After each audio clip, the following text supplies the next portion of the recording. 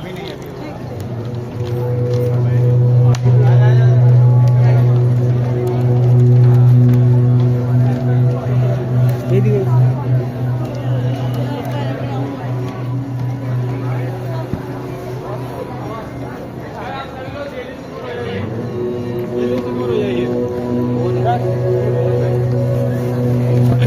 अरे सॉरी भैया, पीछे आ जाइए, उधर आ जाइए, उधर आ जाइए।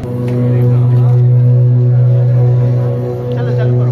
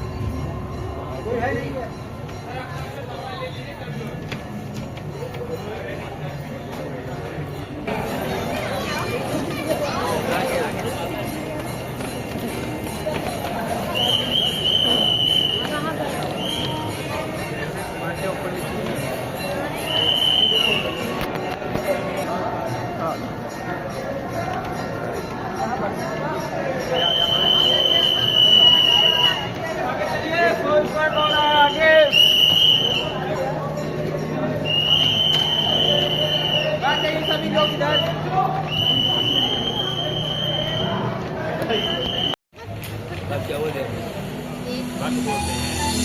सृष्टि के प्रादुर्भाव के साथ ही प्रकाश अंधकार, सत्य असत्य और धर्म अधर्म का शाश्वत संघर्ष भी आरंभ हो गया। ये कथा भी ऐसे ही एक संघर्ष है जिसने एक मूल धन्य परंपरा को जन्म दिया। एक दिवस पृथ्वी पर विचरण करते समय महर्षि दुर्वासा को एक दिव्य पुष्प माला प्राप्त हुई। सुवासित माला को देव योग्य जान वे उसे स्वर्गाधिपति इंद्र के पास ले गए। हे सुरपति, ये दुर्लभ माला मैं आपको भेंट करता हूँ। इसे मेरा आशीर्वाद समझकर सहेज कर रखें। परंतु इंद्र महर्षि के आशीष का मान न कर सके और अहंकार के प्रमाण में उन्होंने वो माला ऐरावत के मस्तक पर रख दी। पुष्प गंध से असहज ऐरावत में माला धरती पर गिरी। दम्भी इंद्र, ऐसा घोर अपमान, जिस धन ऐश्वर्य पर तुम इतना इतराते हो, मैं वही तुमसे छीन लूंगा। मैं इसी क्षण तुम्हें और तुम्हारे लोग को श्रीहीन होने का श्राप देता हूँ। एवमस्तु। ऋषि श्राप के प्रभाव से देवताओं का वैभव छिन गया। तीनों लोगों में हाहाकार मच गया। देवों की शक्ति क्षीण होते ही दानवों ने देवलोक पर आक्रमण कर दिया। घोर देव असुर संग्राम के पश्चात स्वर्गलोक दानवों के अधीन हो गया। पतित पराजित देवगण त्राहिमाम करते श्री हरि विष्णु की शरण में पहुंचे। प्रभु, तीनों लोगों पर संकट है, हमें इस श्राप से मुक्ति दिलाइए। देवराज, इस संकट का समाधान सागर मंथन है, परंतु मंथन तभी सफल होगा जब देवता और दानव मिलकर प्रयास करेंगे। ये कैसे संभव होगा नाथ? सृष्टि के कल्याण हेतु इन दो परस्पर शक्तियों को साथ आना ही होगा।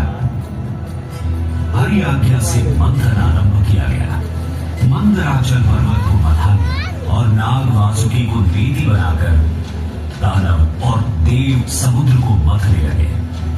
मंथन आरंभ होने के कुछ समय बाद ही हर ओर अंधकार छा गया। भीषण ताप से सब झुलसने लगा। हे ईश्वर, ये कैसी विपदा है? ये हलाहल विष था, जिसकी भयंकर गंध और ज्वाला से सब नष्ट होने लगा।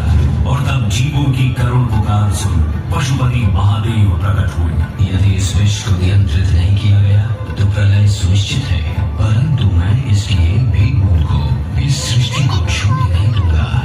महादेव ने विष को अपने कंठ में धारण कर लिया। इस कारण उनका कंठ नीला हो गया और वे नील कंठ कहलाए।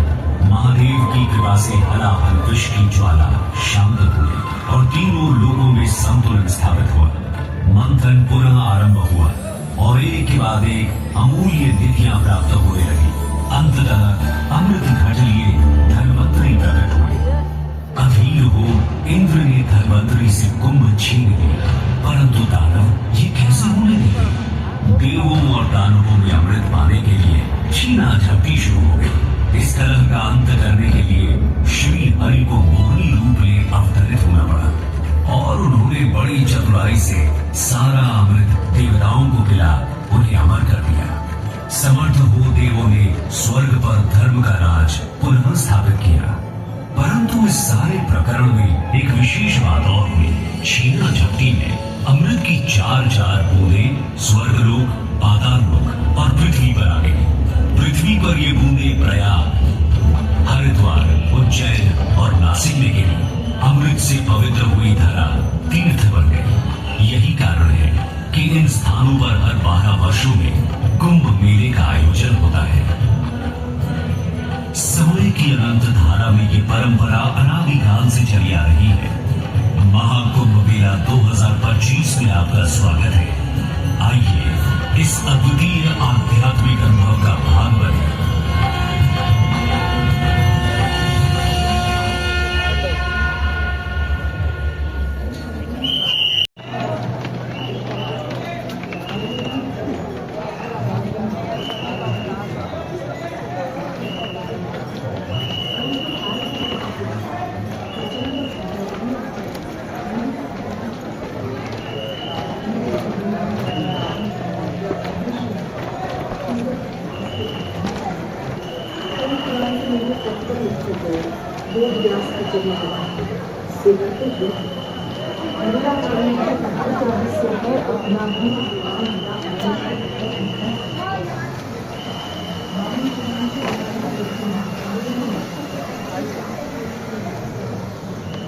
मरुकाम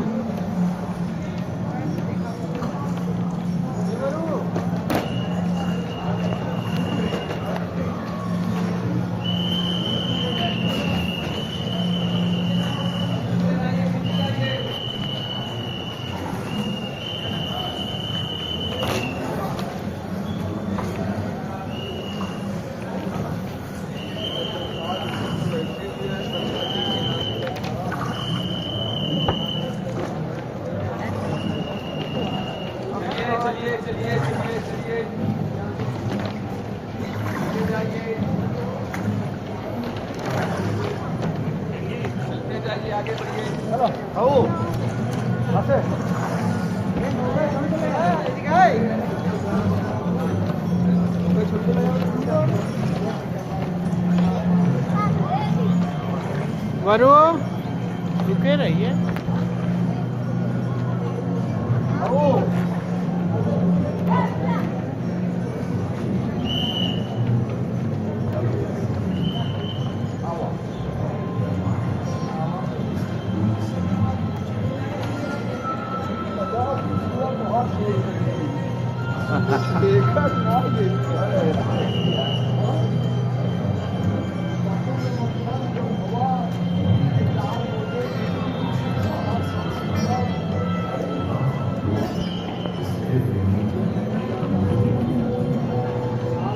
अपनी आत्मा को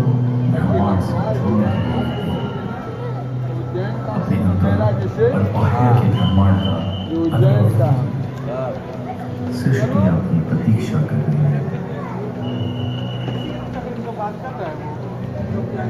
सभी आगंतुकगण ऊपर देखिए और साक्षी बनिए कुंभ पर्व के दिव्य संयोग का। ब्रह्मांड की रचना इस खगोलीय संयोग में झलकती है। देवता तारों के रूप में, असुर ग्रहों के रूप में और मंदार भाई स्वयं आकाश गंगा के रूप में। मौनिया मानस महाशिवरात्रि के स्नान आरंभ कर युद्ध कला का अभ्यास सत्य की रक्षा के लिए होता था।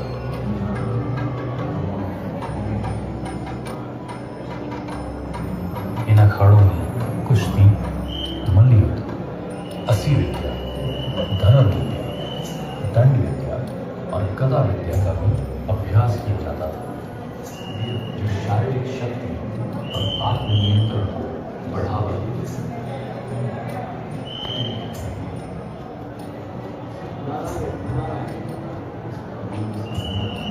तीन श्रेणियों शिव, विष्णु और निराकार में ये अखाड़े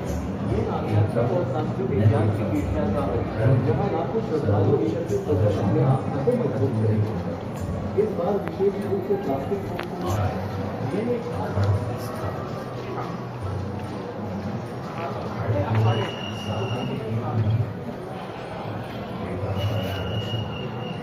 नारायण नारायण कुछ 13 प्रमुख अखाड़े होते हैं जो स्नान करते हैं। ये अखाड़े साधु संतों के विभिन्न संप्रदायों का प्रतिनिधित्व करते हैं।